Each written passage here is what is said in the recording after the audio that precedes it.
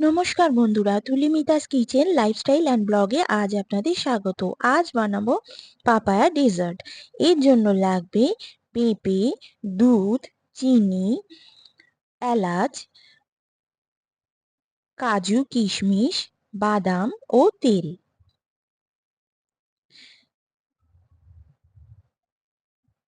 পেঁপেটাকে প্রথমে ভালো করে ধুয়ে গ্রেট করে নিয়েছি। এরপর গ্যাস অন করে কড়াই বসিয়ে দিলাম। কড়াই গরম হলে তাতে সাদা তেল দিয়ে দেবো। তেল গরম হলে তাতে এলাচ ফোড়ন দিয়ে দেবো। এলাচ থেকে ভালোভাবে গন্ধ বেরোলে তাতে গ্রেট করা পেঁপে দিয়ে ভালোভাবে ভেজে নিতে হবে যাতে কাঁচা গন্ধটা চলে যায়। এরপর এতে চিনি দিয়ে দেবো।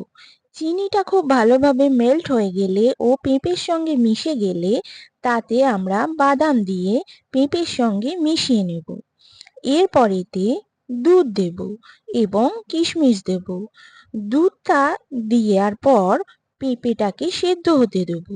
পেঁপে খুব ভালোভাবে সেদ্ধ হয়ে এলে ও দুধ শুকিয়ে গেলেই আমাদের পাপায়া ডেজার্ট তৈরি হয়ে যাবে।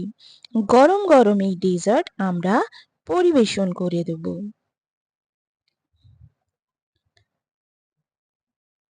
আপনাদের যদি এই পাপায়া ডেজার্টের রেসিপি ভালো লেগে থাকে কমেন্টে আমাকে জানাবেন, লাইক করবেন, শেয়ার করবেন ও সাবস্ক্রাইব করবেন। পাশে থাকা বেল আইকনটা প্রেস করে দেবেন নতুন রান্নার নোটিফিকেশনের জন্য।